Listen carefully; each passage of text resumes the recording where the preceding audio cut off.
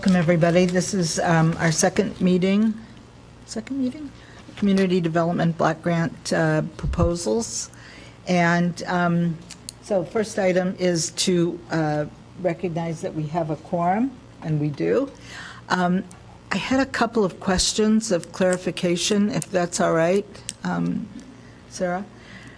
On several proposals that we received at our last meeting and this meeting, there are commentaries by staff indicating that if a certain number, because a certain number, either clients or increases or whatever, hadn't been achieved, then the program would not meet CDBG guidelines for a certain percent increase. Could you explain that? You did that in like 3 or 4 cases.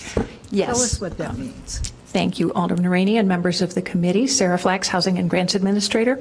One of the requirements that the HUD has for public services is that if there is if it's a newly funded public service, you need to show an increase over what you were serving before. In other words, you're asking for funding because they're trying to prove that funding isn't being displaced, that's already in place. So in other words, they don't want to see a switch out. If a program has been funded in the prior year and is asking for significantly more money, then we're supposed to try to evaluate for a reasonable increase in client services to justify that.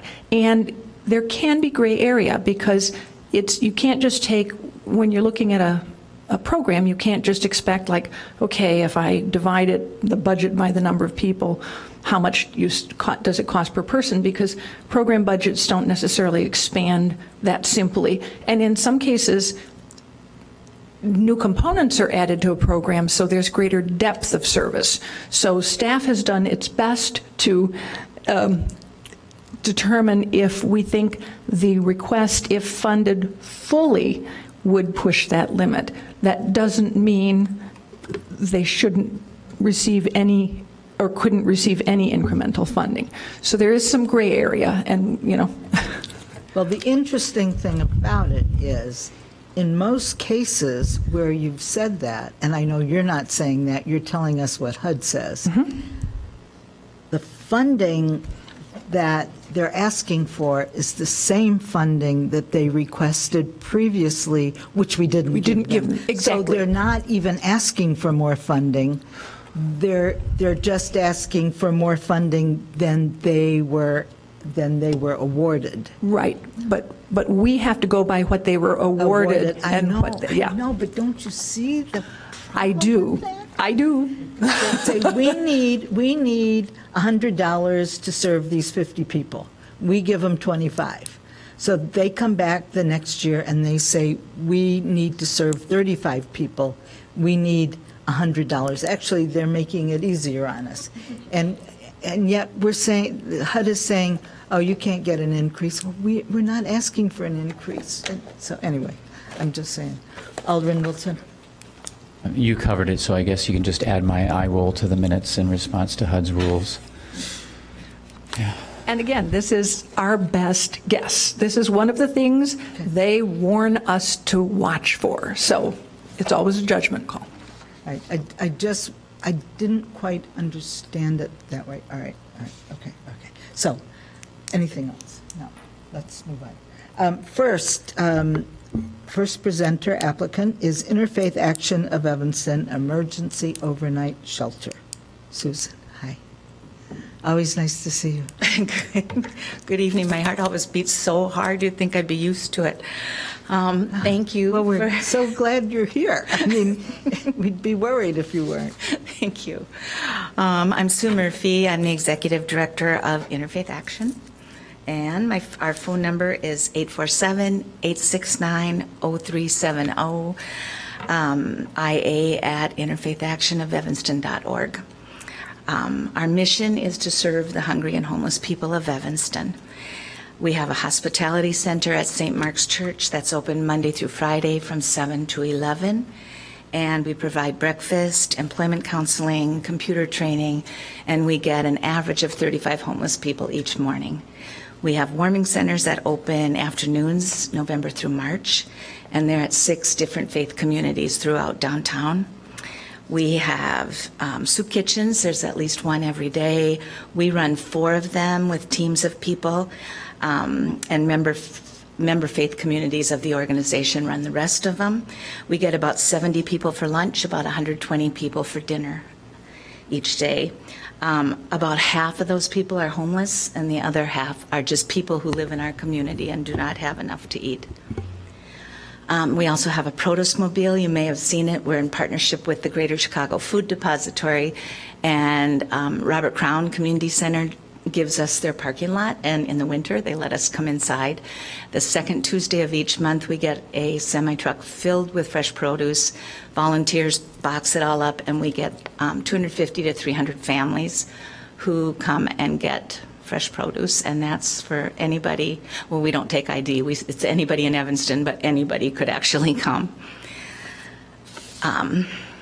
What we are asking for funding for tonight is the overnight emergency shelter.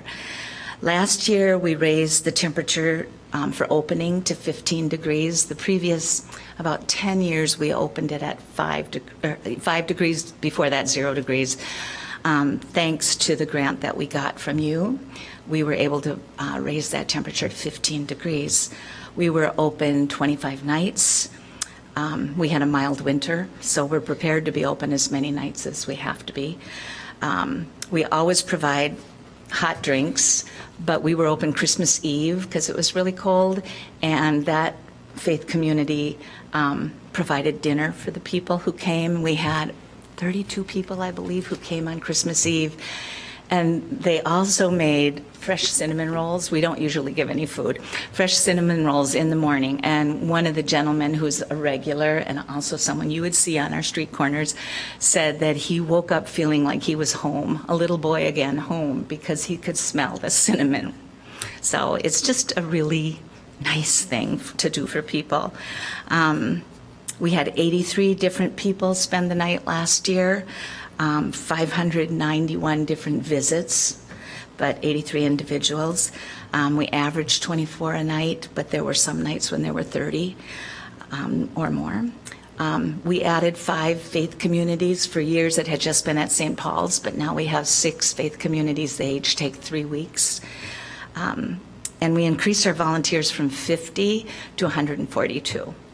So, and also thanks to this grant, we were able last year to hire a person, a qualified staff person to spend the night along with a volunteer. And one thing we're really looking for is more volunteers to spend the night.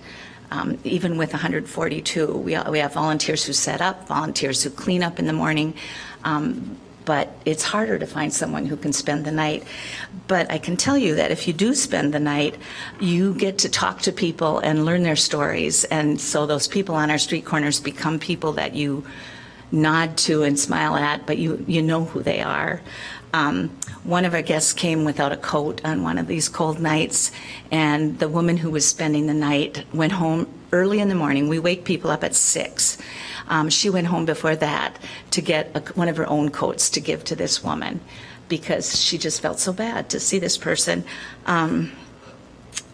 It is just pretty amazing. We wake the people up at 6, they leave at 6:45 and come to the Hospitality Center at St. Mark's at 7. And just one story to share. We had just recently, so it wasn't overnight, but he's a person who does go to the overnight. And he came to me at St. Mark's, and he had this green apple in his hand, and he had gotten it from the tree out in front of the church. It was on the ground, and he really gently, he sits it down next to me and says, "This apple signifies kindness. It's the kindness that I receive from the volunteers at the door when I come inside and they say hello." And I said, "Oh, you know, that is so nice of you." And I pick it up and he goes, "Don't eat it." I go, "Why?" And he says, "Turn it over, it's full of wormholes." And it was. But again, he made me laugh. And so you meet so many interesting people. So thank you. Thank you for helping us provide this service for them. Thank you. Mm-hmm. Any questions? Okay. Good evening. In our notes from staff, they did raise the issue that you are hoping to open the shelter in the coming season for 65 nights. And that's assuming that the temperature will drop to 15 on 65 nights. That's far above what it has hit in recent years. So I'd like to know how you came to that number, or would Interfaith Action consider raising the temperature even more to accommodate this?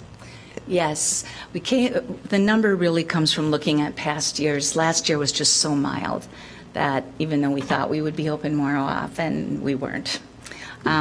So we are thinking that as we get into the winter, if it looks like another warm winter, we can raise that temperature. And also we think about storms. At this point, we've not said that we would open. Usually when it snows, it's not that cold. But that could be another thing. People say that the worst part about being out in the winter isn't the cold as much as getting wet, and they can't get dry. So yes, we talk about that, and we meet often to evaluate it. Last year we were more worried about would we have enough money to pay for what we had, so we were careful. But this year we feel like we can be a little bit looser. Well, I do want to commend you. I mean, increasing your volunteer base by almost 200% in 1 year is pretty freaking amazing. It was amazing, and we think that it will increase rather easily this year because after being in these different faith communities, they saw what was happening in their own church or synagogue, and that makes you see the people more than just hearing about it. Thank you. You're welcome. Anybody else? All right. I think we get it, believe me. Thank you so much. Thank you. Okay. Youth Job Center, you have the unfortunate opportunity to follow that.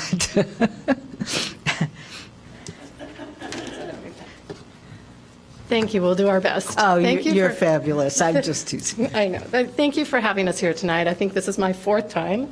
I think the first time I was here 2 weeks into my role, and I didn't have a clue what I was talking about, but I do now. I think everybody's really familiar with Youth Job Center. We've been around going on 35 years, and originally started as a program that helped high school students get jobs, and over the years expanded to serving up to age 25. And then also in the last couple of years, we've really expanded goals in two ways. The first one is we need to do more than jobs. We need to help young people move into careers. And we also, in our high school programs, are doing much more around post-secondary planning, because too many young people leave high school with a plan they think is in place, and then things change and they don't know what to do. So I'm going to have these fabulous Youth Job Center career advisors introduce themselves in just a second, but I wanted to share just a couple things. Last year we served, we had 515 students and young adults enrolled in programs. And enrolled in programs is ongoing services, so it's more than just a one-off training. In addition, we had about 200 that came to one-off training events. So like, for example, we do pre-training before the Mayor's Summer Youth Employment Program every year. We have multiple at the high school. And so about 300 of those were enrolled in programs at the high school, 200 in out-of-school youth. We've got a deep partnership with the city here, and they'll share a little bit more about each of those. But really, one of the things that we've done in the last few years is gotten more diligent around data. What are we doing? How are we counting? And so sometimes our numbers have changed, but we've also changed the definition of how we serve people. So the differentiation is it's much more important to have ongoing support. That's where we can really have an impact. We can help a lot of people with a training class, but really that ongoing relationship building support that you'll hear a little more about here is what makes the difference in these young people's lives. So I'll let you go next. Good evening. My name is Lynn Felton. I'm a career advisor at the Youth Job Center. I work with our out-of-school program. Our out-of-school program serve young people, young adults from the age of 18 to 25. I just want to share a couple of things with you folks tonight. I think the thing that we do really well at the Youth Job Center is I think we do a great job of meeting these young people where they're at. We don't care if you have a college degree or no GED. If you, spent the last 2 or 3 years working, or you never had a job before. And I think we do that really well. And another thing we do really well, I think, is we customize all of our training to those individual needs, their strengths and their weaknesses and things like that. So how do we get young people jobs? There's two ways we do that. First is our core program. So basically what our core program is, let's say a young person comes in, he or she has been working for a while, and they figure they just want something different. They, been working at Jewel High School, for example, and they say, I don't see myself going anyplace else. What else can I do? And we, say, hey, have you ever thought about working in the airline industry? Because that's customer service. Have you ever thought about working at a bank? That's customer service. And they never do, and so we, show them down a different path. So that's one way we do that. And also our career pathways. And basically what that is, we have one going on right now at Evanston Township High School, is our automotive program. And so basically what it is a 12-week in-school program where we have 8 young men meeting every Monday and Wednesday over at the high school, and they're learning basic automotives. And so then followed by a 10-week internship. So they get internships either at a car dealership or a mechanic shop, and they're actually doing the turning the bolts and stuff like that, and getting that on the job experience. And then after that, we help them with job placement and things like that. In closing, I just want to share a story with you folks. A year ago, Mr. Brown and his outreach team brought a young man to our door, and when this young man came in, he was homeless. He was 20 years old, never worked before, didn't have a driver's license, and talked about how he wanted to go to college. And Mr. Brown and his team and I, we worked with this young man, and today he's been working at Starbucks for 12 months. He's got his own apartment, he's got his driver's license, and this summer he enrolled in Oakton. So those are some of the great things we're doing at the Youth Job Center. So. Hi everyone, my name is Diana Blaitan. I work on the high school team at the YJC, most specifically with ETHS. So at ETHS, our program is a little bit different, but we work one-on-one with students throughout the year to provide job counseling, so resumes, interviews, and we also bring in about 2 to 3 employers to ETHS every month so that the employers are actually meeting students where they're at, and they have an opportunity to engage with students that way and to provide job opportunities. So we had about 9 employers come last year, they made about 34 offers to students, and they saw about 70 students throughout that they interviewed directly during that time. We also do in-classroom workshops, in-classroom and after school, really focusing on conflict resolution. How do you really manage working with coworkers, if you have conflicts with your supervisors, what do you do if you're running late to work, and so on, which are things that really 14-year-olds, 15-year-olds, maybe they haven't really thought about yet or talked about, and they really need to focus on too at that age. So we also do after school workshops, and we've worked a lot with for the Mayor's Summer Youth Employment Program. We run pre-job fair workshops in classrooms and after school. We saw about 200 students last year who also came to the job fair, which was really exciting. And we also have a summer program that hires 14 to 18-year-olds. This past summer, through our partnerships with District 65 and the Evanston Public Library and the Evanston Community Foundation, we hired about 34 Evanstonian youth, and we also have other programs where we partner with Gap and other corporations, and we hired about 9 students through those programs too. I think it's really important just to have that one-on-one contact with them. We are really focusing not just on getting them jobs, but providing all those other services. And I think one of the best things about what we do is our actual contact with employers so that we can touch base with them directly about maybe if a student or young person isn't really following through on what they're doing, we can touch base with them, make sure that they're on the right path, especially around interviews. Bringing employers to ETHS was really key because so that they could give us direct feedback about how a student interviewed, and so we could coach them through that process as they were continually going through interviews so that they actually knew what they should be saying, what maybe they shouldn't be saying, and so that they can grow in that way. Yeah, thank you. So I'll just share a couple more things. So one thing Diana mentioned is we're in the classroom now, and that's new. That's been in the last few years. We used to have all our programs were after school, and it really makes a huge difference being able to impact the students while they're in the classroom. So it demands a really high, strong partnership with the high school, and we're really fortunate to have that. And this post-secondary planning piece really does have the potential to be preventative. There's something like 90,000 what they call opportunity youth in the greater Chicagoland area, and that's out of a report from UIC, and that means 16 to 24-year-olds who are not connected to work or school. So if we can really help these young people before they're out of high school and help them on a transition to a path to a living wage career or whatever their post-secondary option is, we can potentially prevent that. Thank you. Don't go away. Okay. Questions? Anybody? Questions? Peter? Okay.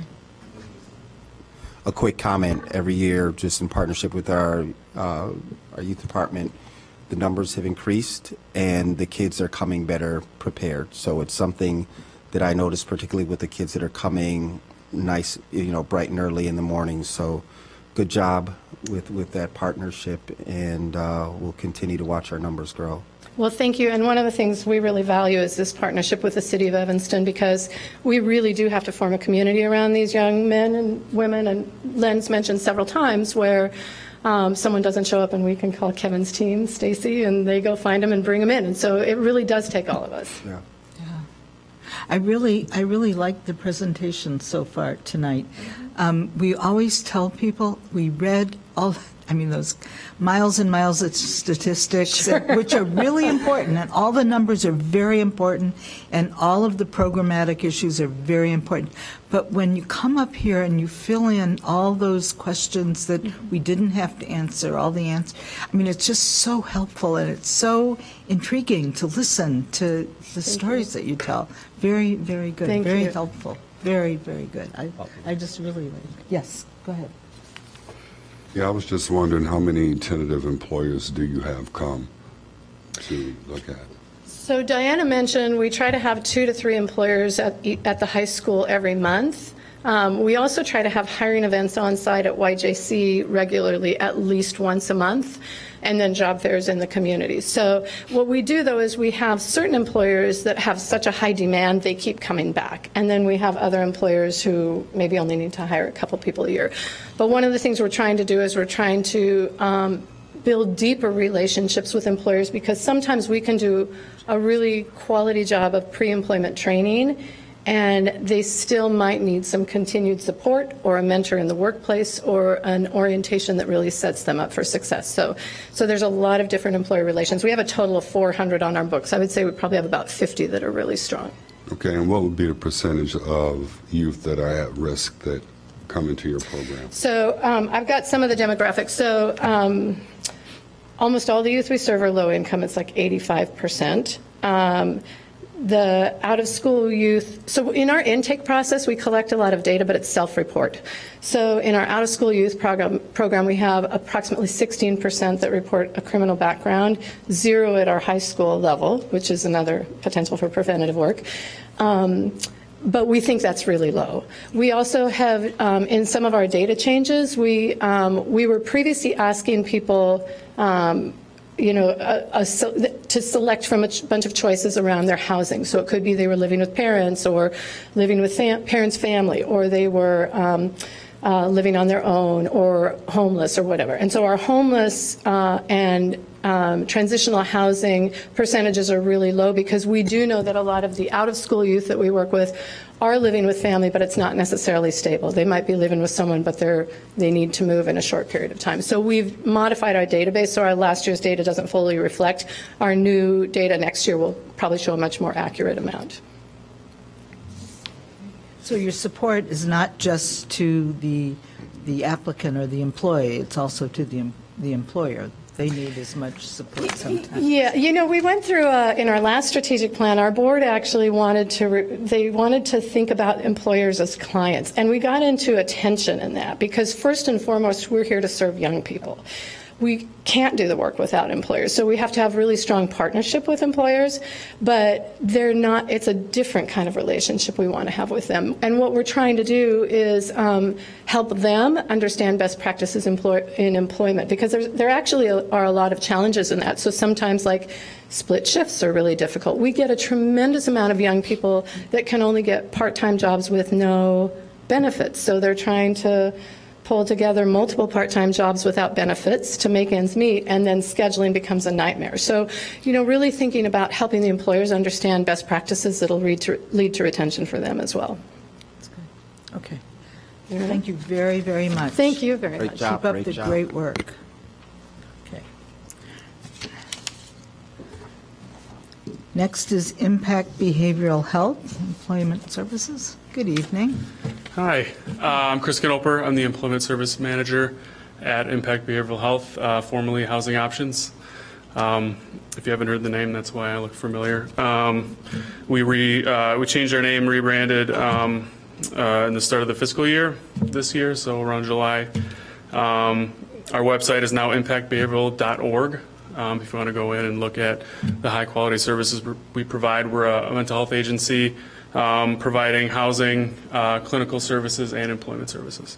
I am here to speak about our requests for continued funding for our employment program. We run an IPS model employment program. IPS stands for Individual Placement and Support. Individual because we work with the clients to find out what skills they have and what interests they have, and try to find a way to use those skills and interests to put them on the path to a career that they want. We work one-on-one with our clients. Most of the information is in the handout that I provided, so I'll just give you kind of a basic overview. We help them with a job search that takes whatever shape they need. We see all different types of clients. They are all adults with persistent severe mental illness, and we work with them with what they need. So that can be resume writing, cover letters, how to do a good application, how to do those 45-minute assessments online, how to craft a parameter for your job search. So these are the type of things that you need. These are the type of the barriers that you have. These are the things you'd like to do. This is where you can get to. So let's figure out what applications you should be putting in and which ones you're never going to get to or just aren't going to work out for you. So let's maximize our time efficiency. And while we're doing that type of work with our clients, we're also going out and talking to employers on their behalf. We feel that's where we make the biggest impact. Working with employers is extremely important. We approach them to find out information that's important to our clients, as well as to get information that will help them get the job that they want. When we first go into an employer, we're going to find someone with hiring authority, and we're going to just barrage them with questions. What's the schedule? What are the responsibilities? What type of positions do you have? How do you apply? What do you look for when you're looking through resumes? What gets someone an interview? What are issues you've had in the past with employees that you'd like to avoid in the future? We like to get a really good picture of what the job is and the type of job seeker that they're looking for, and then we'll take that information back to our client. We'll talk to our client about the job, we'll provide them with that information, decide if it's a good fit. If they like what they hear and they feel that it's going to be a good fit for them, we'll have them apply, and then with their permission, we'll go back to the employer and say, based on what you told us, we think we have someone that's going to work out for you. Now, that means a lot more to the employer because we've went in and we've asked them exactly what they want, and we got a really detailed picture of what they are looking for. So usually that has a lot of credibility behind it, so they will either go find the application and review it for us, or sometimes just schedule an interview on the spot. We like to say we put the thumb on the scale for our clients over the average job seeker because we do that networking piece. Then comes so that's the placement part of IPS, and then comes support. So once the client gets the job, we don't just leave them to go ahead, good luck, let us know if it works out. We're still there providing ongoing support, and that is through individual meetings and counseling on issues that are coming up in the job. A lot of our clients have not worked in years and years, so all that stuff that they may have learned, fresh out of high school, no longer, they kind of forgot a lot of that. Some of it's like riding a bike, some of it you kind of forget. So we'll work through that stuff with them, and if there's issues at the workplace that need to be resolved, we still have that relationship with the employer, so we can go and talk to the employer. We also can talk to the employer about how the client's doing and bring that information back to the client and let them know these are the things that maybe we should work on.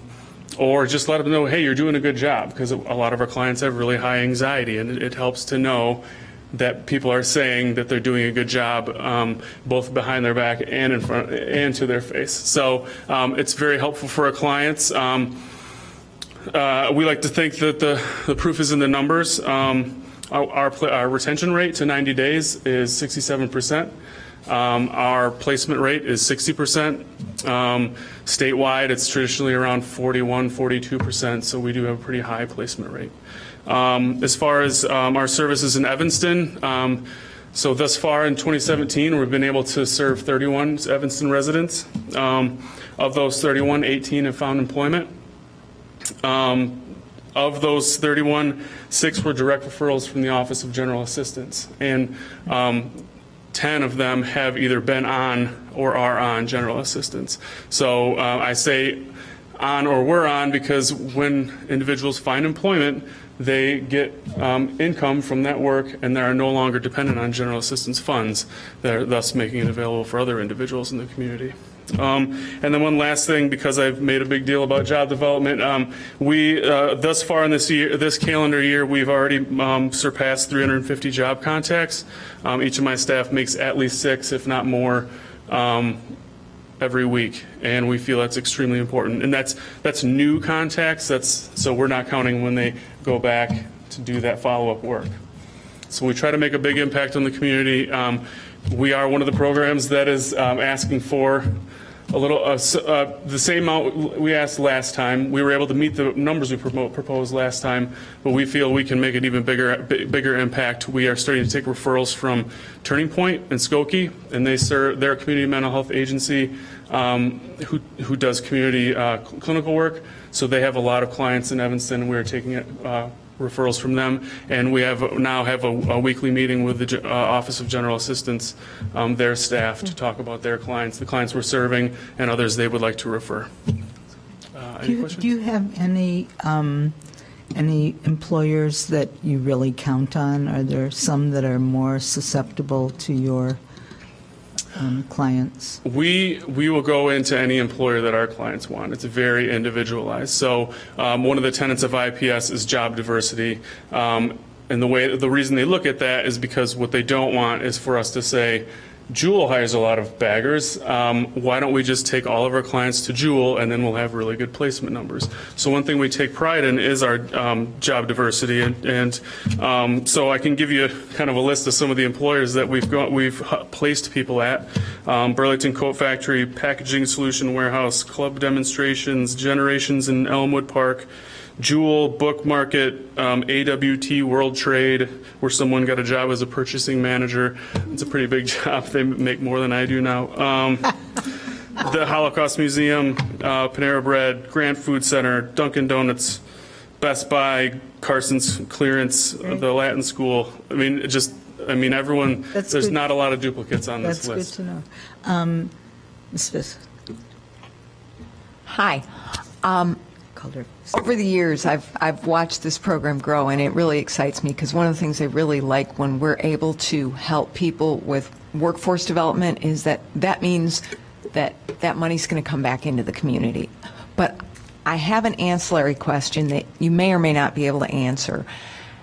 In placing people with serious mental health conditions into work environments where they can potentially thrive, are there healthcare providers seeing any benefit from this? Yes, and that goes into just a large bank of research. If you were to go to ipsworks.org, that's kind of like the national community for this model. And there's IPS is an evidence-based practice, which means there's a lot of research behind it as a model, and what it shows is higher quality of life, better health outcomes, better mental health outcomes. And what we've seen in our personal experience is once someone gets a job, they kind of get hungry for more success, and the clinicians in our agency and other agencies we work with just really see a rejuvenated, purpose-driven. I want to be more successful. The next thing I want to do is I want to find independent housing, or I want to find education so I can get that full-time job now that I got this part-time job. And it is really exciting to see those benefits. Thank you. Alderman Braithwaite. Thank you, Alderman Ray. Just two quick questions. So the request is for $25,000, and I'm trying to get, and looking through this, an understanding of how many Evanston residents you're serving. So in the one section, you give the number 70 in terms of unduplicated services, and I'm on page 30 of the packet for those of you that are tracking. And then you come back in the second page, and I see the total is 564, but it looks like it's broken down. That's over 2 years. So maybe I'm not looking at this. Those totals don't work for us. Yeah. Okay, that's what So it's like, yeah, it adds things weird in Okay. the, yeah. So it's that there's. I'm showing him the Okay. staff summary. And so so thank you for that. And then the other question that I have is, I'm just looking through the budget, and I'm seeing a huge increase over the year, looking at your 2018 numbers. So, what, almost close to $300,000 in additional revenue, if I'm reading that correctly. I'm not sure, is this the agency? So 2017, 2018. If you're talking 300,000, it's probably not just the employment program. The accountant at our agency does the budget reflections. I can say what we're looking to do is so as I said, we've established a relationship with Turning Point. Right now we have a waiting list of 11 individuals waiting for services. And we would like to probably in 2019 hire an additional employment specialist to expand our capacity as well as our ability to have an impact on the community, the employment community. Okay. So IDS, DSR is 169, and then 70,000 coming from the federal pilot program, 71,000. Yeah, so that's another, we've been selected as a demonstration site for a Social Security study to investigate if you provide high quality employment services to individuals before they get on disability benefits, will they then head towards independence with a full-time job, or will they still end up getting on disability benefits? We were selected at one of 30 sites across the country to provide this demonstration project, so that reflects income that will be for that specific program. There may be Evanston residents that's been designated as our one area, but in order to be a contender for the study, we had to open it up. But that's those are funded. You're yeah. being studied. Yes. You're not spending that money on program. Right, so that's for 2 additional staff. That's not, the money from the CDBG wouldn't go towards that program. That's already funded by the federal government, but it is in the budget because it's part of our program. Thanks for clearing it up. So like Peter just asked, what is IDHS, but the DRS, what is that? DRS is our state contract. We get funded by DHS, Division of Rehabilitative Services, for placement. It's a pay-for-performance program. We get paid for retention, essentially. So if someone makes 15 days, we get a small chunk, 45 a little more, 90 a little more.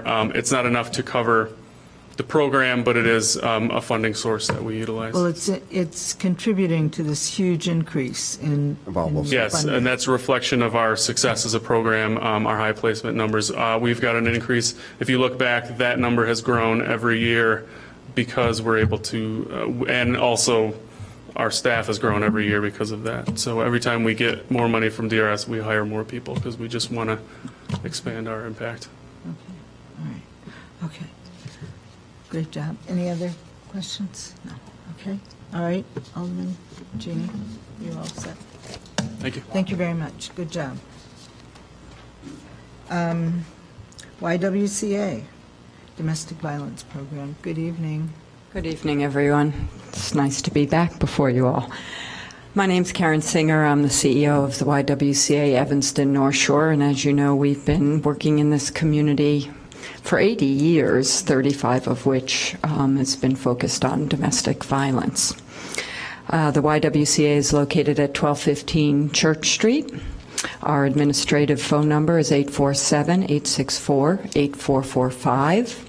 Our 24-hour hotline is 877-718-1868. And our website is www.ywca.org/Evanston. And our email is info@ywca-ns.org. I can't believe I remembered all that. I have been coming before you all for 14 years, and I figured you might be tired of hearing from me. So I am really excited to have the role of introducing two of our staff people who are really involved in the expansion and deepening and ongoing work in our domestic violence program and with our efforts to expand our work to prevent domestic abuse. So I want to introduce Kristen White, our Chief Operating Officer, and Iris Barrios, and she is our Employment and Housing Specialist. Good evening, everybody. Can you hear me all right? Okay.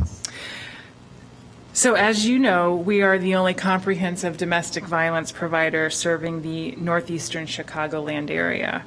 Our comprehensive domestic violence services include emergency shelter and crisis intervention, legal support at the Skokie Courthouse, community counseling, and long-term housing, and together combined we serve over 800 survivors of domestic violence annually.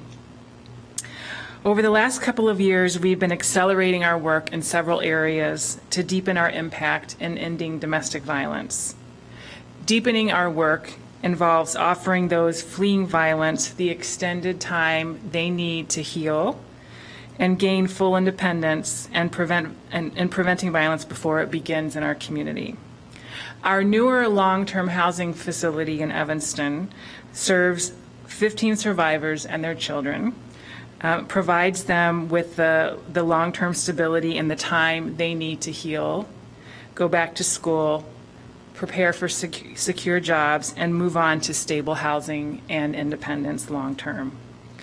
Our relationship violence prevention work, aimed at preventing relationship abuse before it happens, continues to expand inside and outside of Evanston. Last year, we served over 4,000 youth in districts 65 and 202 combined. Over the last 4 years, we have worked with a group of young men at ETHS, helping them redefine their own masculinity and helping them to step out of the man box, as they call it, and advocate for violence-free relationships within their own peer groups and with those young men or boys that are younger than them at middle schools.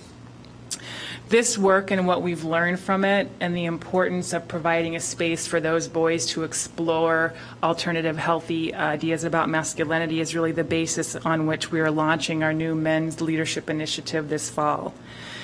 Our aim is to engage men in Evanston in becoming allies to end gender violence. Over 200 men attended our first event in April this past spring, and we are launching a men's training program next month. And we've already begun this important work with community partners, including the City of Evanston and ETHS Athletic Department. We are excited about deepening our work to illuminate the personal impact we are making on the lives of Evanstonians.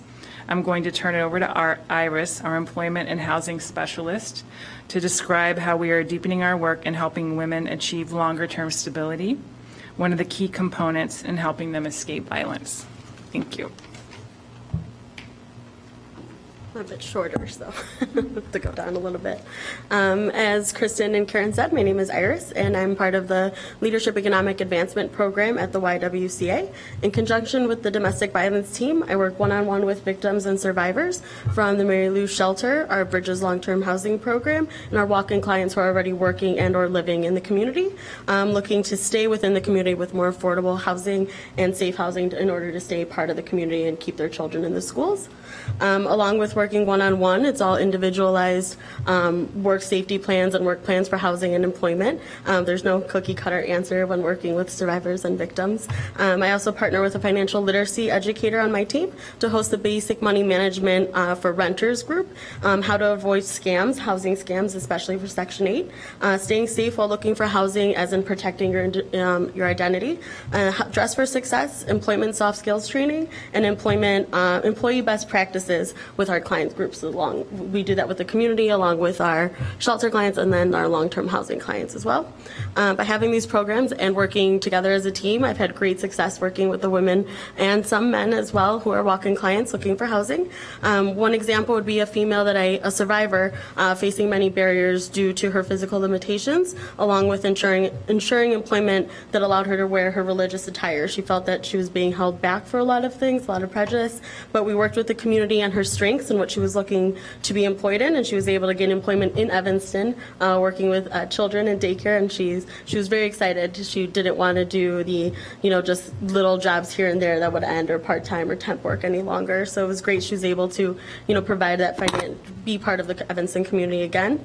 I also worked with this young lady, young adult, she's in her mid-20s, who came seeking safety in Cook County in Evanston from Lake County. She had a job and housing in Lake County, but unfortunately she had to flee from her home. So when she arrived in shelter, we came together and working with her previous landlord in order to ensure that it didn't become an eviction because she did abandon her lease. So we were able to work on that. She was also in confliction a little bit too, just because she did want to go back a little bit to Lake County. She had some family there, but we wanted to work on safety and getting her back on her feet. She's also, she's the survivor of cancer in her leg as a teenager and just wanted to gain her independence back. So we worked together and ensure again that their apartment did not result in eviction. She was able to have a clean record. She worked with me in getting employment in Evanston as well, and she loves working with people. She's always smiling. She just became part of the community, and her physical limitations didn't limit her. She loves walking around the neighborhood. She likes going, and she got used to the public transportation here, so she really enjoys it.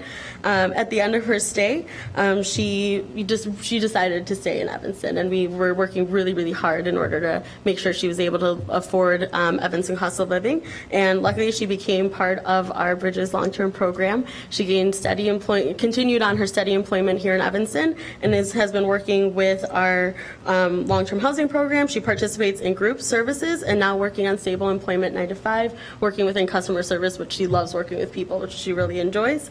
So we're hoping that, with these services, along with our other residents and other clients we serve, growing, gaining more experience, working one-on-one, growing within companies and staying stable jobs and housing, safety, and again, independence work. So that's what we do. Thank you.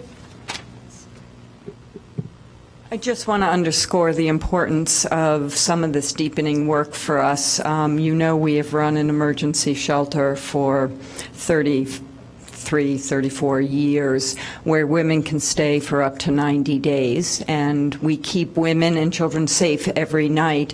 But when we started many years ago to look at the data, what we see is that many women cannot achieve stability and heal from the trauma and go on to live independently in 90 days.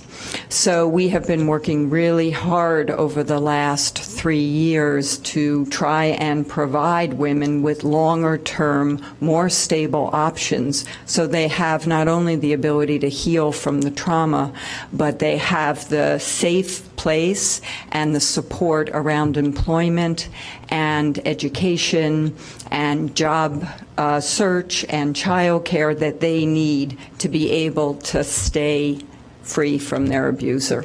And this work has been accelerating over the last several years, and we're really very proud of it. Do you have any vacancies in the building? No. Filled immediately. I'd like to talk to you about that building. Okay. Yeah, some problems. Okay. Any other questions?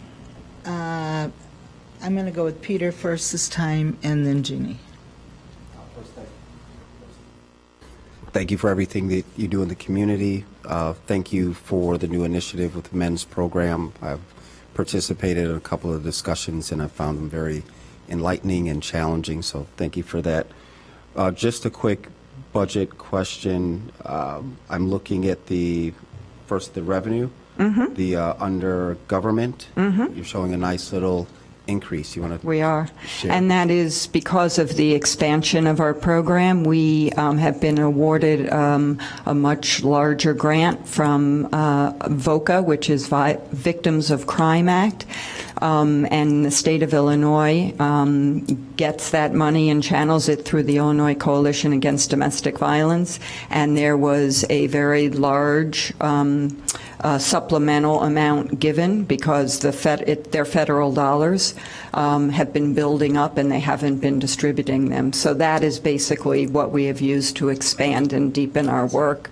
And so we're very, very excited. We all cried, actually, when we got that grant. Congratulations. Thanks. Thank you. Two things. First, many years ago in this setting, you cited a statistic here that has stayed with me all these years. You pointed out that more Americans died from domestic violence than in both the Iraq and Afghanistan theaters of war combined at the height of those conflicts. Yes, I remember reading that and reciting it, yeah. And it was actually women who died at the hands of their abuser. Making it even more telling. I want to thank you for sharing that. It's never left me. I've shared that information with other people to make real to them what the stakes are in this. The second item is a question I have.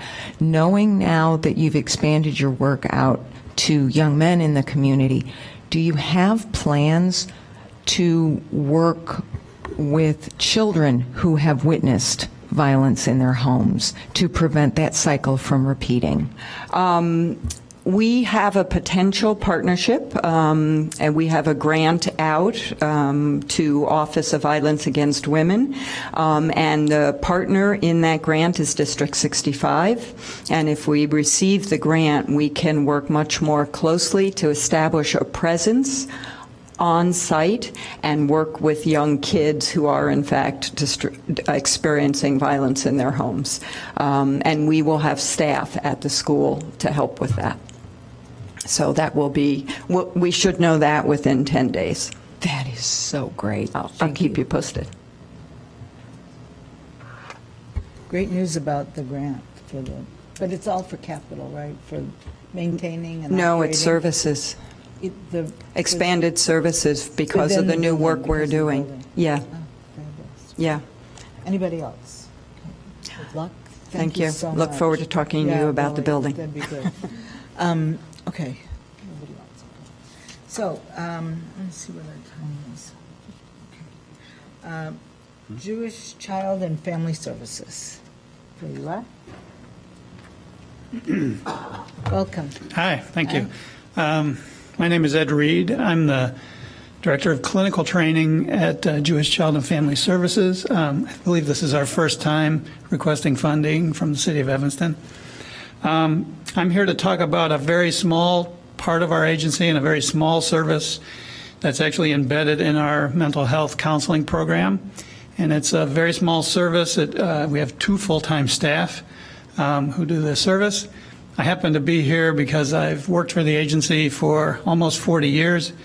I've been a clinician, a caseworker, a supervisor, an administrator, and this is actually one of the programs that I think is one of our most important programs because it helps sustain people who are really struggling financially.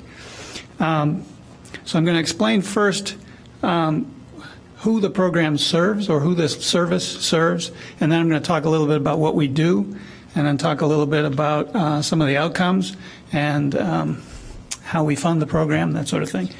Actually, we're asking for $10,000. Our website is www.j.jcfs.org. The phone number to our central intake department is 855-275-5237. And who are our clients in this particular financial service? We are primarily serving low to very low income clients who are in a financial crisis. Usually they're facing eviction. They may be facing foreclosure.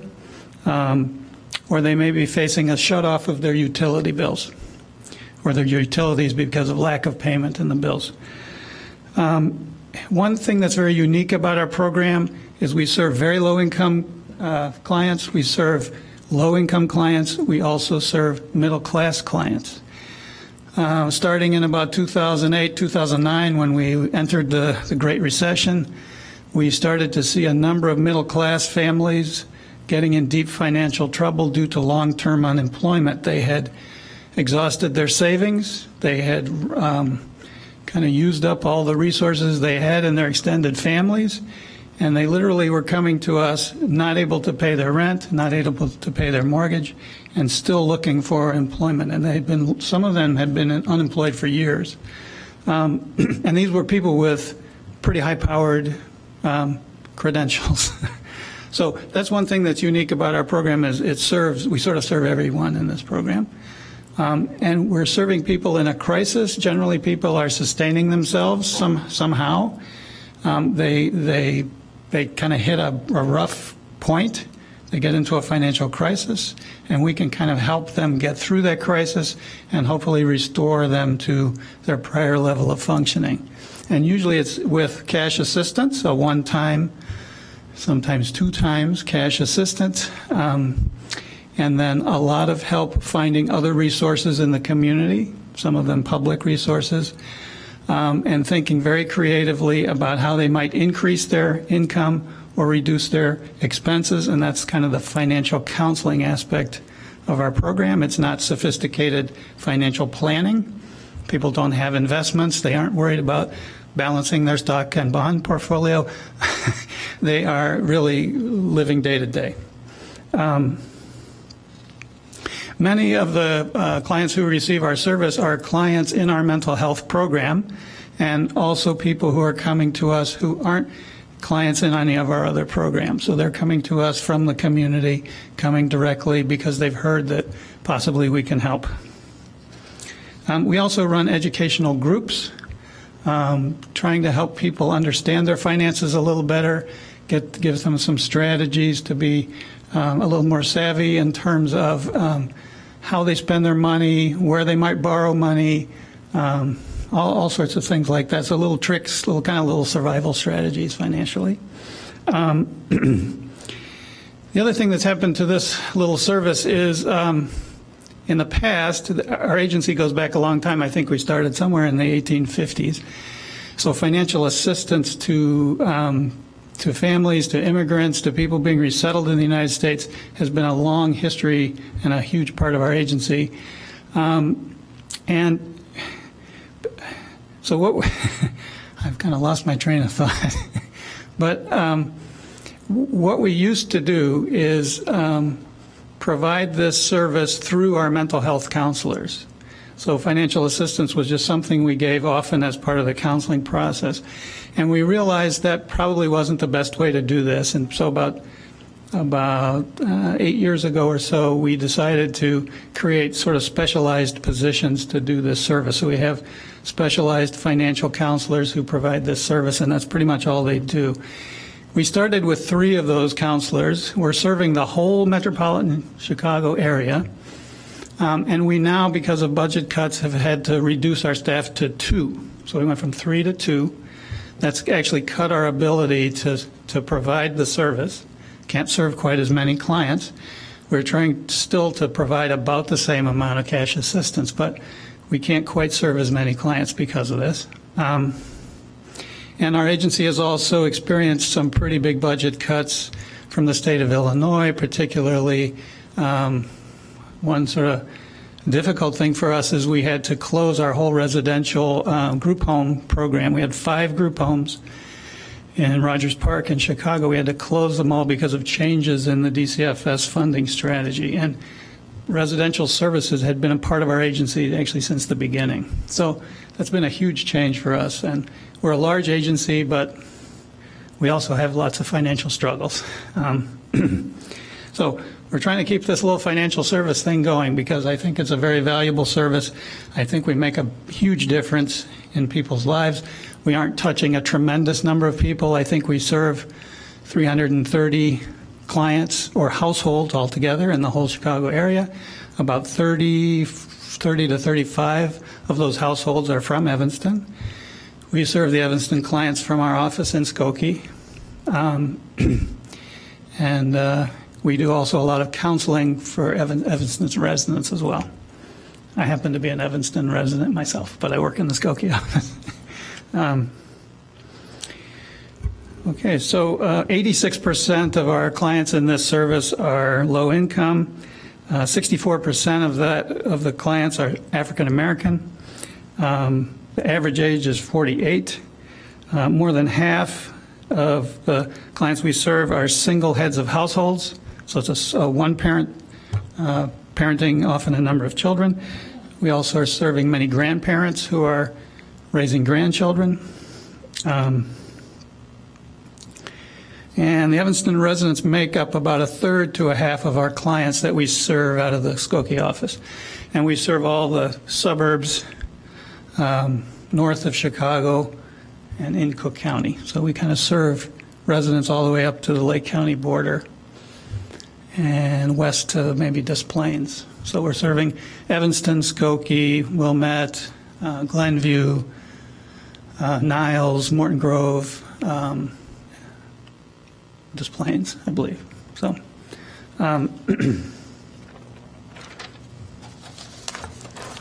okay. In terms of the services we provide, we're providing basic cash assistance. Often the assistance goes directly to either the landlord, the mortgage company, the utility company. On behalf of the client, we provide case management, trying to help people access the benefits they're entitled to through the public system. We provide financial education, as I mentioned before. And we're really trying to help people become stable financially is what our overall goal is. We are fortunate enough as a fairly large agency to have a pretty sophisticated quality improvement department. They help us establish our goals, they help us establish our outcomes, and they help us keep track of how we're doing. So some of the specific goals and objectives we have for this small service as it relates to Evanston is our goal for next year is to serve 25 to 35 Evanston households with financial assistance. 95% of our clients will develop a clear understanding of the causes and conditions that led to their financial crisis. 70% of the clients will experience an increase in access to resources. And cash grants awarded will make a positive impact on 95% of our clients, guiding them toward a pre-financial crisis level of functioning. One thing that's unique about our program, again, as I mentioned, we don't have an income requirement for our clients. Anybody can be a client, regardless of their income. We don't cap the amount of assistance that we give, although the average is between $700 and $1,000. That's roughly equivalent to 1 month's rent or mortgage. Sometimes it can be higher than that. We have a little flexibility in that. Sometimes we can be really creative about what we help people with. Sometimes we've replaced furnaces, we've replaced hot water heaters, we've helped people clean up flood damage. So there's all sorts of creative ways we can operate without a lot of guidelines. We also collaborate quite a bit with other agencies in the community. Sometimes we actually partner with other agencies that provide financial assistance, and as you might know, there are fewer and fewer agencies actually providing cash assistance. We've noticed that over the last 10 years, the number of agencies helping with cash is really shrinking, which has actually increased the number of people coming to us. But we haven't really been able to expand the number of staff working in this program. But we collaborate a lot with other agencies that do provide financial assistance, and sometimes on one situation we can combine funds and pay for a larger expense than any one of those agencies could do by themselves. So that's kind of an interesting arrangement. We have probably 2 or 3 other agencies in the area. So do you work a lot with the agencies in Evanston, with the city? We work a lot with Connections for the Homeless. But Yeah. what about And- what about our senior program, like our senior ombudsman who Right. refers people to the handyman program and the rehab program? And you mentioned you bought somebody a furnace. Right. And we have all sorts of programs like Right. that for our Evanston clients. Right. We couldn't help somebody. Well, what we more. will do first, for our first strategy, is to help the client identify all other sources of funding, Right. and we kind of consider ourselves a last resort. So we will access all those services first Wanna make sure. before we deliver the cash assistance.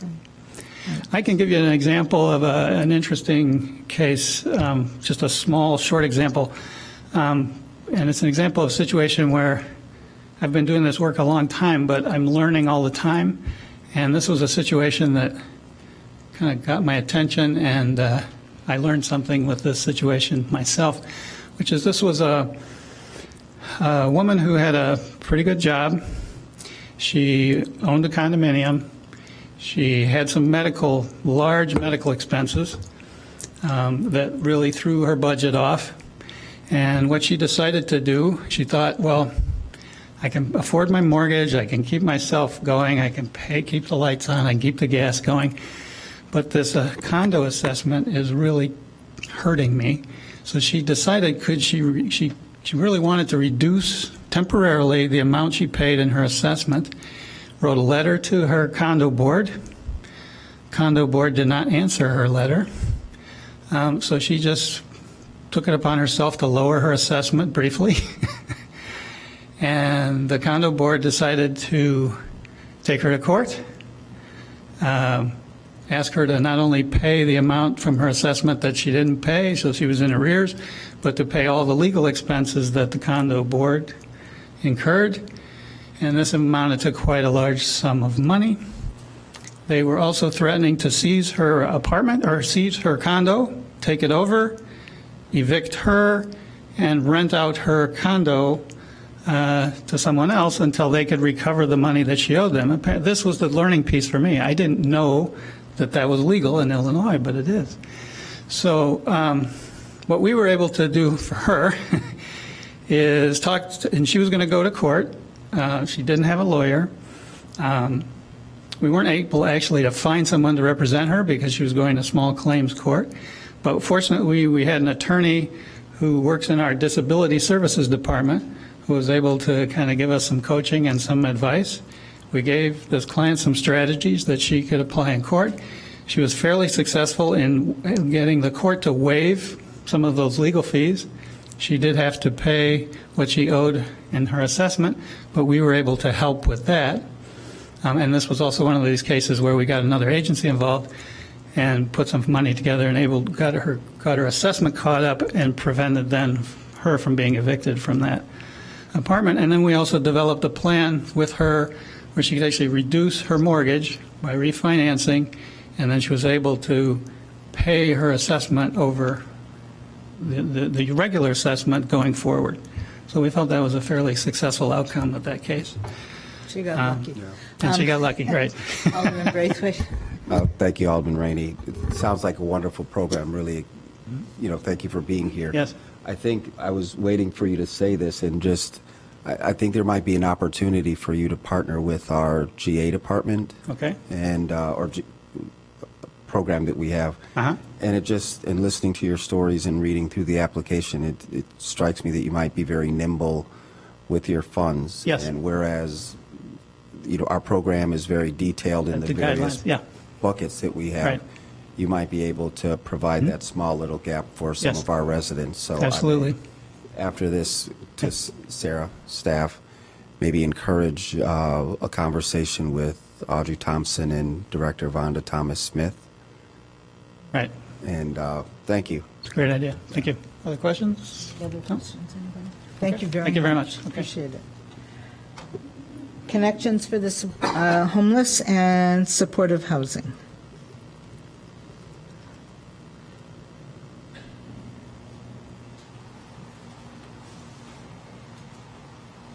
Good evening. Hello. Hi, I'm Sue Lulbach. I'm the manager of advocacy at Connections for the Homeless, and I'm here tonight because there's some really great changes going on at Connections, and I'm providing a point of consistency for all of you from last year to next year. I would like to introduce Liz Novak, who's our manager of institutional giving. She's the one who worked on the application, and she'll be talking to you about it. I'd also like to introduce in the back there, we've got Nia Tavalaris, who's our new director of development, as well as Mari Horowitz, who is one of our case managers, who gave me the stories that I'll tell you after Liz is done talking. Okay. Hi, I'm Liz Novak, manager of institutional giving at Connections. This is my first time doing this and first time doing anything like this, so please bear with me, but I will be brief. We submitted a request to the city seeking support for our individual supportive housing program. This program provides chronically homeless individuals with a disability with permanent housing. We currently operate 34 units of scattered site apartments across Evanston. 32 of our units are located in Evanston. In addition to housing, we also provide a series of supportive services, including case management, employment, education, and health and wellness services to each of our participants. We provide housing first, so people have a place that is safe, that is affordable, that they can stabilize and recover from trauma. At the core, this program helps to end chronic homelessness in our community. There is very little duplication of supportive housing programs in our community. There are other agencies that provide it. However, we all operate at capacity. We continue to see high demand, and we have very low turnover. The average time in our program is currently 3.5 years. So as you can imagine, in 34 units of housing, there's not a lot of folks moving in and out. They're staying there. Since our previous request submitted to the city last year for support, for CDBG support, the program has remained relatively the same. We have implemented some new processes as part of our work with our Continuum of Care, the Alliance to End Homelessness in suburban Cook County. So as part of that, they are now managing our wait list. We no longer internally manage our wait list, so the entire wait list for suburban Cook County is managed by the Alliance. So if and when we do have an opening, the Alliance refers a client to us, and then we connect them to the housing. That's interesting. Great. So to tell you a little bit about sort of how the program works, I want to tell you about a couple of people that we've worked with recently. One woman she came to us after at least a year on the street. She had been a successful professional in a management role. She had been married. She had several children who were grown, and there were a series of family difficulties with the kids, which triggered some mental health issues with her, particularly sort of debilitating anxiety.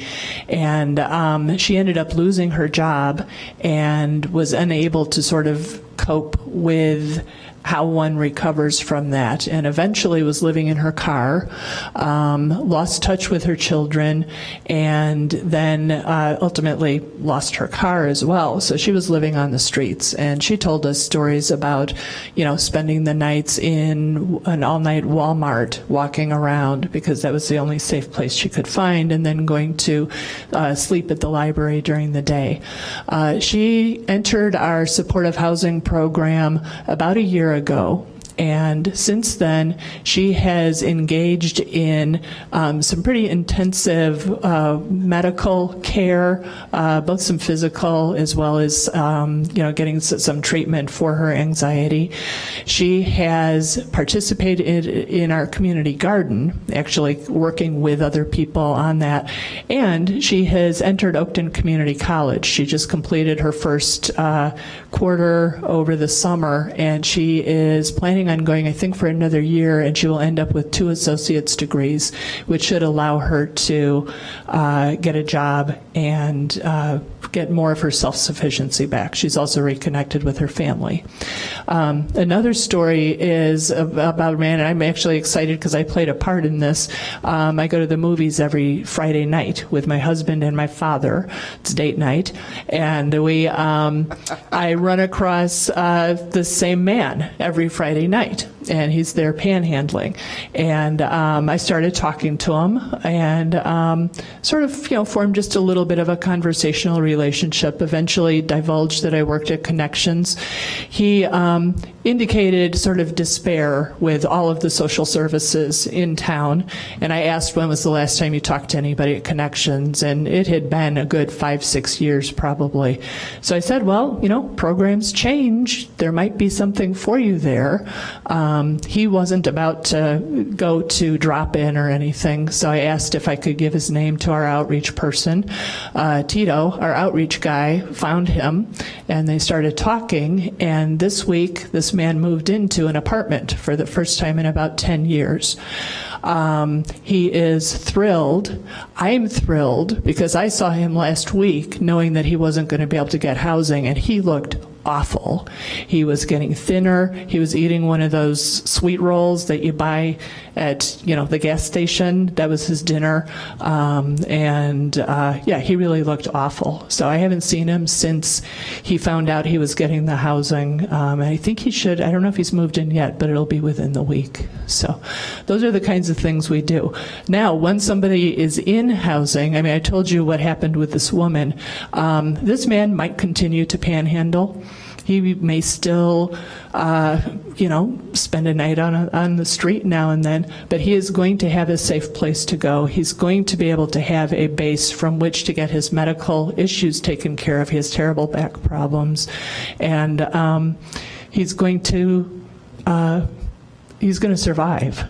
So, that's what we have. Any questions?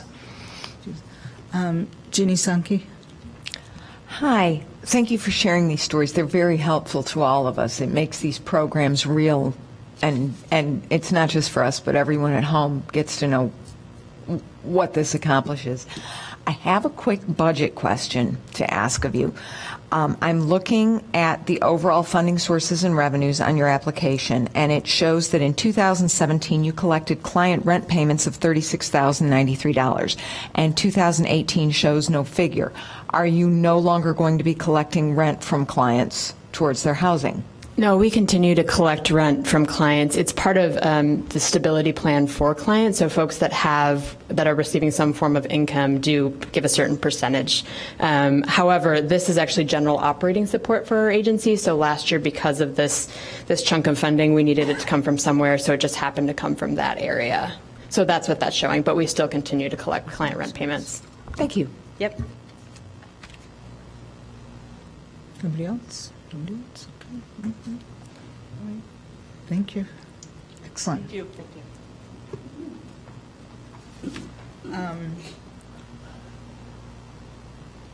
All right. Our number 7 is not here, correct? No, I don't think so. Huh? Do you call ahead of time? So yes, staff did have a conversation with some of the key members applying for this grant. We explained our position in the staff recommendation so that it wouldn't come as a surprise, and we offered to work with the church to help them gather the information that we would need in order to potentially consider this capital improvement project moving forward. And I think that this is just not something that they were going to move forward with. Thank you. At this time. At this time. I mean, there is a way to fund it, but not under these conditions. Got it. So be better not to have the presence. All right, so thank you all. We're going to deal with the city projects. And staff, how do you want us to do this? Just begin on down the line? I mean, because I know, are you going to present other than for Kevin? We weren't going to officially present but the committee did ask to have Kevin come and talk about the success of the program. And we're thrilled. We're thrilled. Thank you, Mr. Brown, for coming, and we appreciate it. Madam Chair, members of the committee, it is a pleasure to stand here to talk about the Certificate of Rehabilitation Program which has been in effect since 2013 as a result of your generous funding. I wanted to briefly, I want to introduce Mr. Stacy Mulroney, who's standing behind me, who is the lead recruiter for the program, and he will have some comments to make after I speak. I was asked to come tonight to share some information about the program, but I wanted, before I did that, I wanted to give you some context about the program. This program operates within the context of the city's Youth and Young Adult Division. I'm the Community Services Manager for the division and manage the division which operates the Mayor Summer Youth Employment Program and a team of 6 city outreach workers who do a variety of things to support the educational institutions in Evanston. We also work on workforce development and employment for at-risk youth. We also help in the recreation department with alternative recreational activities for at-risk youth. And we're actually partnering with Northwestern University to engage in some civic engagement activities for youth. We have had a great deal of success since 2012, serving thousands of students in Evanston in a variety of different programs. Recently, we have reached out to North Shore Health Systems, and we're partnering with them on a workforce project to employ young adults in Evanston. It is going extremely well. You also know about the skilled trades program with Northwestern University, which is employing young adults in Evanston and at great investment by the university. So we've done a number of things, but the certificate of rehabilitation program is one of the, I'd say, a core aspect of the work that we do to work with at-risk youth and young adults. Young adults as well as some who are older, maybe than 35. I wanted to just kind of share briefly about the program. It's a partnership between the Moran Center and the City of Evanston. And what we do is we try to educate our residents about the importance of expunging. Excuse me, I have allergies, so it's getting to me a little bit. Expunging, sealing an arrest, and a criminal record. And we try to improve their educational outcomes, their employment outcomes, housing opportunities through the legal assistance, which reduces the negative impact of a criminal record. I was listening to all the presentations. I appreciate you all for the work that you do. It's very difficult to make the monetary choices that you have to make to fund these programs. I felt, you know, I kind of feel what you feel. It's got to be an impossible job, because I felt like everybody that presented tonight should be fully funded because they have just tremendous programs. And the reason I can say that is because the youth division works with practically everybody that came here. We try to extend the city's resources by finding those individuals that need these services and then shepherding them to the services so that they can become self-sustaining and more empowered adults and individuals. So the work that we do is pretty critical.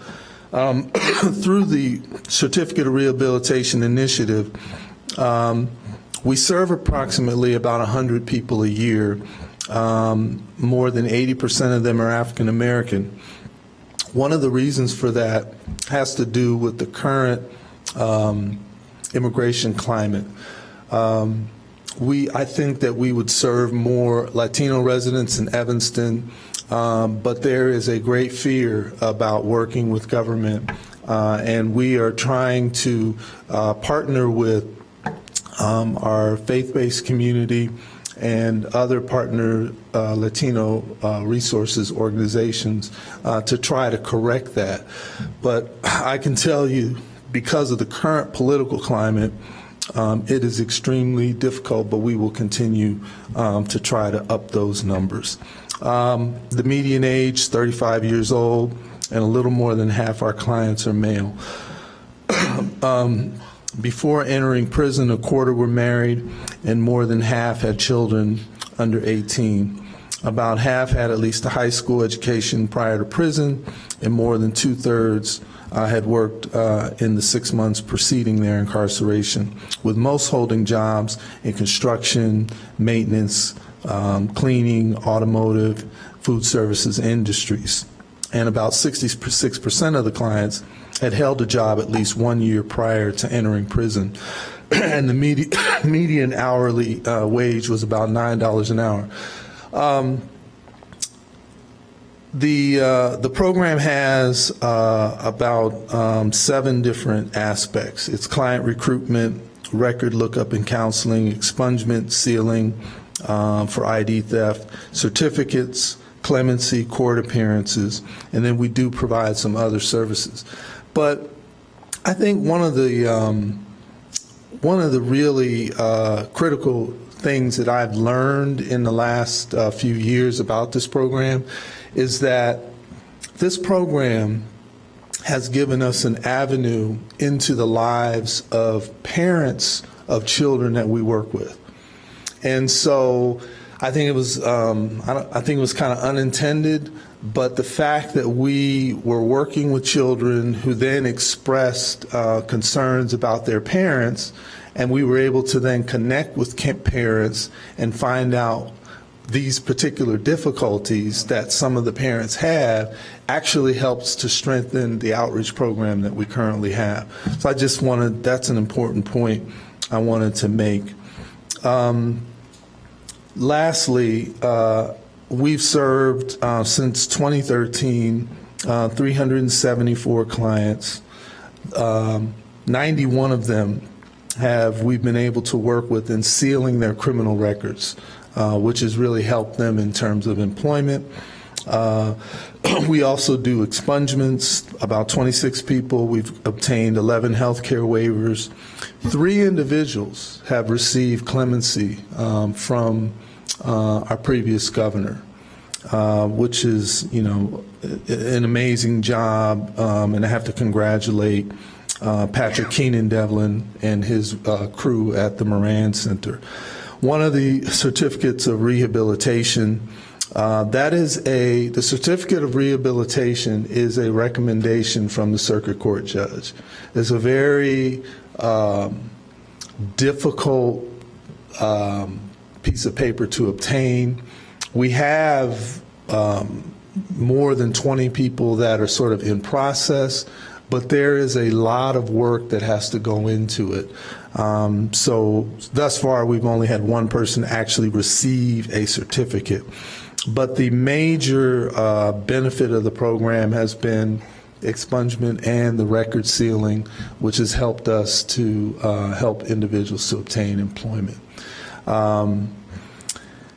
The last thing I did want to say is that in addition to one of the other benefits that people are receiving as a result of the partnership with the Moran Center is that some of these categories don't capture the other legal services that these individuals are receiving.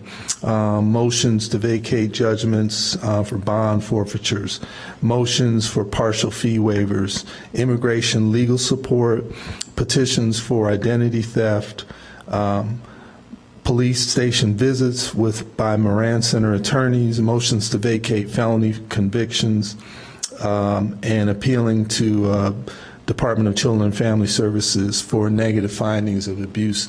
There's a lot of work that is going on to support members of our community to help rehabilitate, to give people second chances, and to help them to move forward and move on with their lives.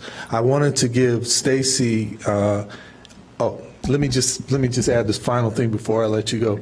We were asking for additional money this year, and I know it's a big increase, but one of the reasons we were asking for an increase was we've had such great success with the Mayor's Summer Youth Employment Program. This year we exceeded all of our expectations. We had over 800 students come to the job fair. One of the things that we did learn working with the Moran Center is that we have a lot of students that have infractions and other items that are part of their record that they're not even aware of. And so we wanted to create not only an educational program, but also an effort to help students through the job fair who could also participate in this process. So we feel like we could expand the process. So that was the reason for the increase. And I'll answer any questions about it after Stacy shares one of the success stories that he's had. Hello, how are you? Stacy, Youth and Young Adult Outreach Division, in partnership with the James B. Moran Center. I oversee the Certificate of Rehabilitation Program. And I have a special saying for this program. It's the gift that keeps on giving. We had for example, we had a client that I encountered while doing outreach, street outreach, and she was so depressed about not being able to get a job, her housing, her children disrespecting her, and she said the reason was because of her background. And so I did the paperwork. I did the paperwork, signed her up for the Certificate of Rehabilitation. Through diligent effort, she had 36 felony convictions. And through her diligence and perseverance, all 36 were sealed. So now she works for Fleetwood as a head. She's the head. She the head of for the senior citizens. She feeds the senior citizens, and she also is the manager of Dollar Food Tree, and she's doing great. So that was just one of the success stories we had. That's beyond success. That's almost unbelievable. Oh my gosh. Yeah, we have. I mean, I could give you a list, but the other thing that's important to note about we call them returning citizens. People used to refer to people as ex-offenders. We call them returning citizens. They have a higher retention rate in employment. People that really want a second chance. ACLU just did a report and a study and found that these individuals are more loyal to employers than people who don't have criminal records. And I think that's what happens when people live a life a certain way. They've made mistakes. They're willing to reconcile their past, and if they're given another opportunity, they take advantage of it. And the data is showing that that's true. That's the case, and they don't reoffend. So, willing to answer any questions that you all have. After that story. Still got the tingles. Do you have a waiting list for services, or are you able to help everyone that comes to you or that you find in your outreach? Yeah, so that's a tricky question. Yeah, it's a tricky question because there is, first of all, the Moran Center in the city are the only agencies in this area that provide this service. If you want these services, you have to go far, usually south or west into the city in order to get these services. So in our area, we're the only ones we're the only game in town. We have, that's a question that actually Patrick Keenan-Devlin posed to me, because he said, you know, we're able to serve the people that our outreach workers are bringing in. We're able to provide forums, as we're doing at the library, where we will gather 100 people. But I would say we don't have a waiting list per se, because there's some, and really it's because of the immigration issue. We have a tremendous number of people in this community that are sort of in the shadows. They need this service, and we are trying to figure out a way to diligently sort of connect with those individuals. And I'm not talking about undocumented people. I'm talking about people that are connected to undocumented people. And that is a real issue that we're wrestling with, that we want to resolve and we want to solve, and we want people to be productive and contributors to the city of Evanston. You're welcome. All right. Thank you so much. Thank you. Thanks, Stacy. Appreciate it. You do a great job. I'll be praying for all of you. For real. Thank you. Thank you. All right. Staff. Committee.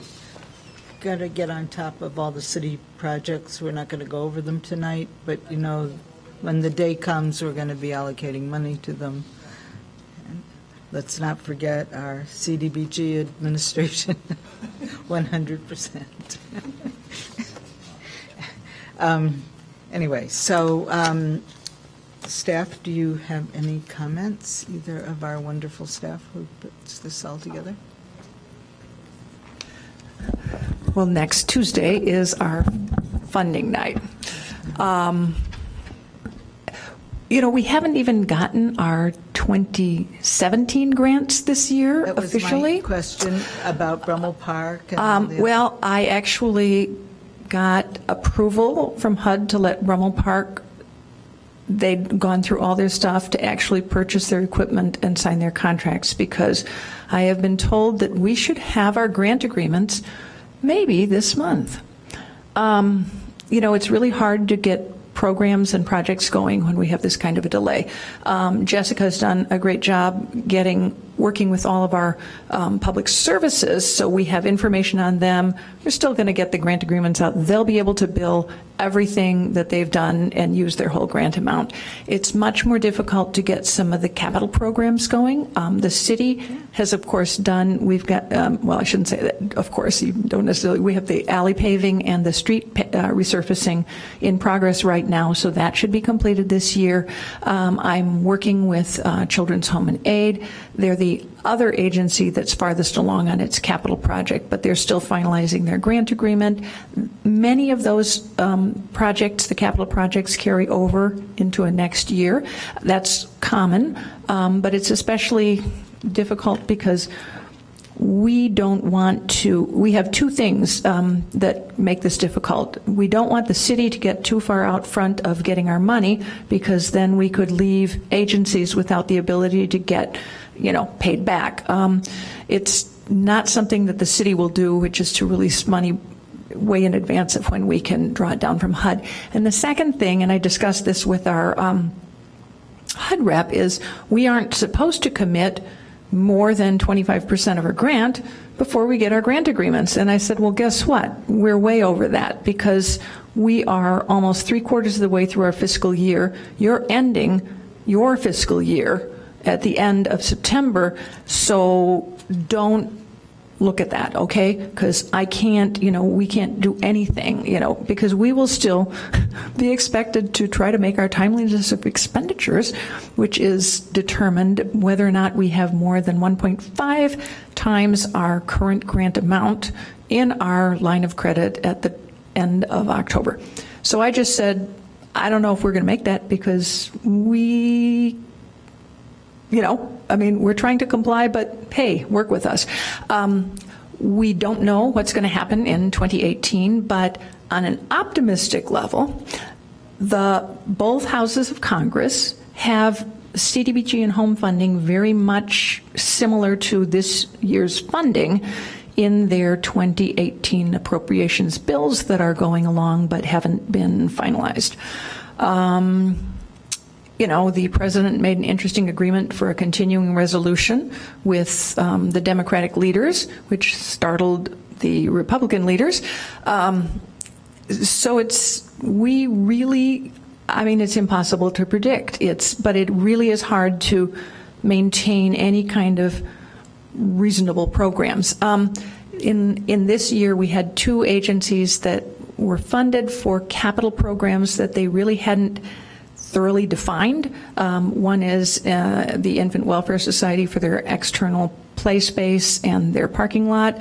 I've been in discussions with them. They're not sure that the budget they received, or the amount they received, will be enough to do both those projects, which is interesting because it's very close to what they asked for.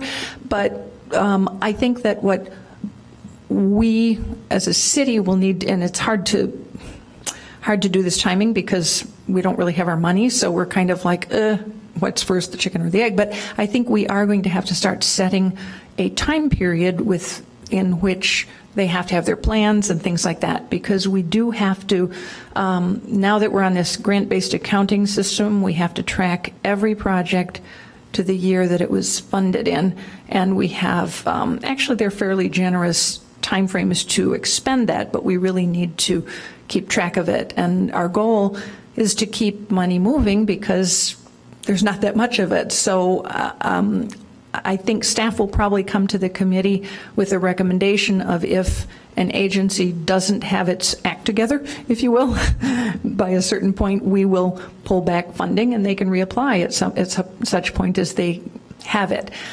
This year we will be reallocating the $80,000 that had been awarded to Family Focus for tuck pointing. And this we have to do because they hadn't started that project, and now that they've announced they could sell the building, if we fund it and then the building changes use, then we have to go through this crazy process of trying to get back money. And we're still actually trying to figure out if any of the prior grants would result in that. So that's just something that... Would you repeat what you just said? Did you say we should reallocate it to them? No, we'll reallocate it in this year. In other words, we'll have, no, we will not. And I've discussed that with them, and obviously we'll put that officially in writing to them. And it's not something we want to have to do, but it's something we have to do for, we could cause more difficulties if we were to do that. So really, frankly, a challenging and frustrating year because I feel like we can't do our jobs. More or less. To some extent, yeah. So, but we'll have funding night. So I think what we're going to do is estimate based on $1.5 million. We've gotten about $1.6 million, but we always want to estimate conservatively because if the formula changes enough and we get a reduction, then we end up having to cut, and the public services ones are the most painful ones to cut. So. Yeah, well, we're getting pretty good at going through that. Yes, it's easier to increase. I mean, not cutting, but yeah, figuring it out. All right. So, anybody else want to say? All right. Thank you, everybody. Motion to adjourn. Second. All those in favor? Aye. Good night. Nice presentations tonight.